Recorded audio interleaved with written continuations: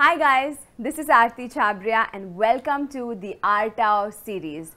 Today I want to tell you about our vibrations, the energies that we emit, why we attract or repel certain kinds of people, why we like and we just don't seem to like certain kinds of people. We have different types of vibrations. Our physical vibration is a sum total of all the exercise that we do, the food that we eat, the alcohol, the cigarettes, the sex. All of that contributes to your physical vibration. And then comes the mental vibration, your feelings, your judgments, your beliefs. So you could be very attracted to somebody, mentally because you like their intellect, you like their wittiness, but you're not very physically attracted to them. Or you could be very physically attracted to them, but when they start talking and you come to know about how much they know and how well they kind of converse with you, their intellect, you feel, their beliefs are not my type and I'm only kind of physically attracted but not mentally attracted to them. Your emotional vibration is a sum total of your feelings, past and present. It is your entire emotional programming. What kind of feelings you've gone through as a child, what are the most dominant kind of emotions that you've been feeling recently, and what are the emotions that you're familiar with, and what are the emotions you're unfamiliar with. That is what you resonate on emotionally. Your spiritual vibration is a sum total of your sense of peace with yourself and your world. It is also about the philosophies that you believe in. And it is a sum total of all the vibrations combined. So talking about vibrations and energies, when you're pairing yourself with another, it is a coming together of two different types of energies, two different types of frequencies or wavelengths, whatever you want to call it. Very often, these two energies are very harmonious with each other, and very often they cause conflict and jarring of energies. But the reality is, whether it's harmony or conflict, it is merely a reflection of your own energy. The energy inside you that needs to be worked on. You might find something not right in another person. You might feel that that person is too much of something or too little of something. But actually that is nothing but a mirror reflection of what you need working on in your own self. That is why like attracts like. Whatever we are resonating on, the frequency that we're resonating on, those are the kind of people that we attract into our lives. And that is why more often than not, a lot of people cause patterns in their relationships. Sometimes we feel like it's in our destiny to relive different versions of the same situation again and again. And it feels as if the universe is trying to hammer in some kind of message. That is why some kind of people, when they're in a relationship and they break up because of certain reasons, and you expect them to be with a different person and live their life with that person, but you realize that they found a very similar type of person who they were dating last. And the situations that are being caused in their relationship are actually very, very similar to what they went through in their last relationship. These kind of patterns are not a coincidence. They are not accidental. They are happening because they have been devised by your own subconscious. By one's own subconscious, we are attracting these type of partners, we are attracting these type of situations because there are problems in ourselves which are unresolved, which are unfulfilled. Yes, these are messages that we need to take in very deeply and understand so that we can break these patterns. We have the control in our own hands, in our own consciousness to take power of these situations. The first and the best way that I recommend to break a pattern is to learn to forgive yourself. We're too harsh on ourselves. We don't even realize that we're holding a grudge against what we've allowed ourselves to go through. Forgive yourself for allowing yourself to go through any kind of hurt or the feeling of being unworthy or unnoticed. Or even if you may have hurt others in the bargain in your relationship. Sometimes we hurt our most loved ones. When they're trying to protect us from being with the wrong person, we are blinded in love and we cannot see what our parents or what our loved ones are trying to tell us. We feel they're the bad ones and they don't understand, and we lock ourselves. It doesn't need to be physically in a room, but we just lock ourselves out. We are emotionally unavailable for them. We feel that they're not understanding us, but actually we are not understanding them. And we hurt them by doing that. So forgive yourself for being hurt, feeling unworthy, feeling unnoticed, and hurting others. If you went through a certain kind of abuse in your relationship, verbal, physical, of any kind, or any kind of harassment, forgive yourself for allowing yourself to have gone through that. Forgive the person that put you through that. It could be your partner's parents, it could be your partner's friends who were not accepting of you. It could be an over-possessive partner who just put you through so much that you could not meet your own friends, or you could not have friends of the opposite gender because there was insecurity that you were dealing with. You need to realize these things, write it down, make a note of it. These are the things that troubled me. He was very possessive, he was very controlling, or he harassed me to kind of any kind of harassment, or maybe he hit you in a particular situation, or he forced you to spend all your money you had, or he forced you to be not nice to your own friends or your parents. You need to learn to identify and then forgive that person and forgive yourself. Until and unless you don't do this, you're going to cause another pattern of a very, very similar nature. To forgive yourself is not easy. Very often we say, forgive yourself, and you say, मैंने अपने आप को forgive कर लिया, moving on.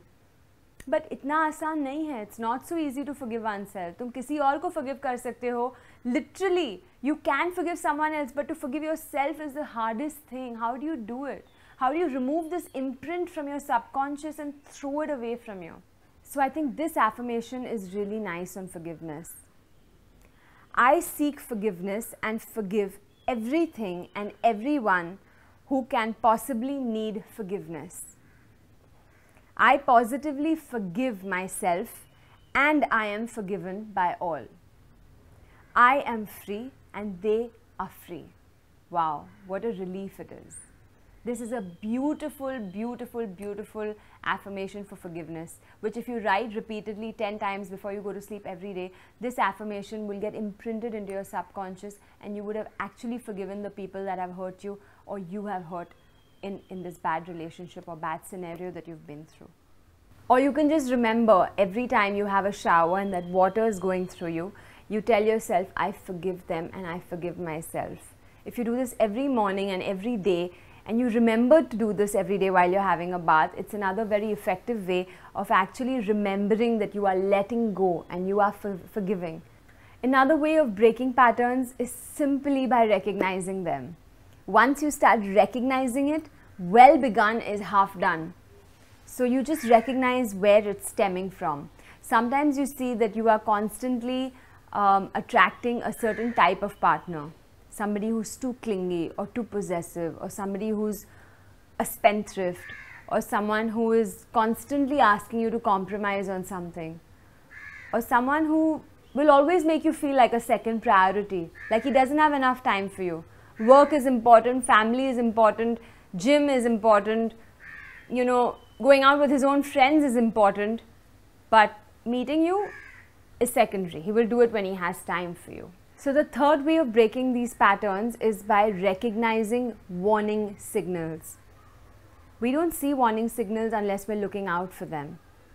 A friend of mine who deeply wanted to be loved and look for others for approval and really wanted to feel secure. Some people don't feel complete in themselves.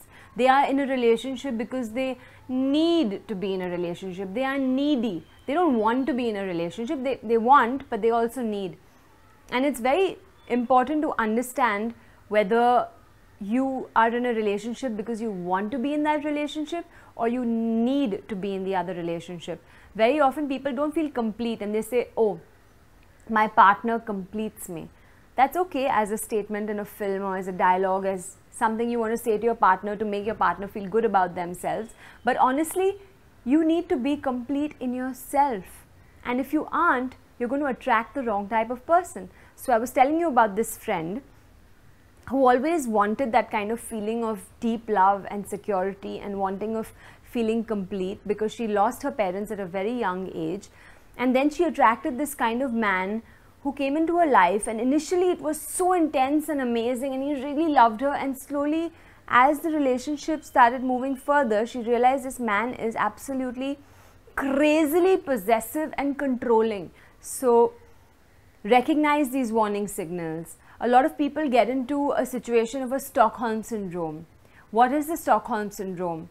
It is a situation where in a kidnapping, the person who's been kidnapped or the person who's being held as hostage, okay, falls into feeling emotionally attached or feeling sympathy or love or affection for the person that has kidnapped them or held them hostage. So even if you're in a relationship where you're being abused verbally or being spoken to in a certain way or being treated like a doormat, but you feel affection for them and you feel like, oh no, he did this because I did that, and you start justifying the reasons of your partner for behaving badly with you in a certain way. If you are justifying those reasons of being bad, then you are definitely going through some kind of a Stockholm syndrome. The next way you can break your pattern of being with the wrong person and the wrong relationship is by being very clear about exactly what you want, who you want in your life. Clarify this, and it's not important to just write about what you want, but you have to write about what you want to feel because of what he is. So if you want a guy to be good looking, well settled, well educated, tall, dark and handsome, whatever it may be, you're only writing about the attributes that are in him, but you're not writing about how those attributes are making you feel. And if you were to start fleshing out and clarifying how it is that you feel because of his attributes, that will strike a chord and attract the right person in your life, because you'll be so clear about how you want to feel. And when you know how you want to feel, you start resonating on that vibration. That is what you emit and that is what you attract.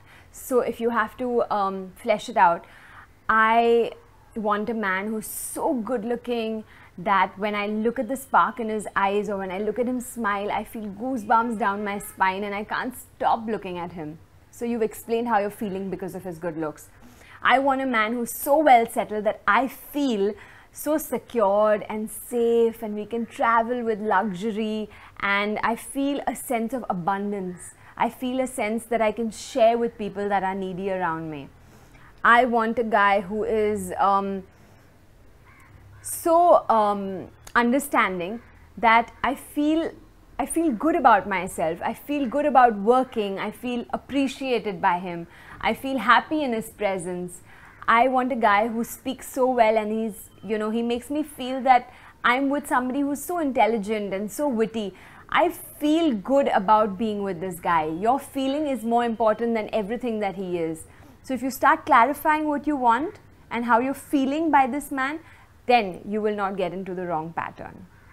A very beautiful line that I'm going to tell you now. I think that is something I would like to leave this episode with.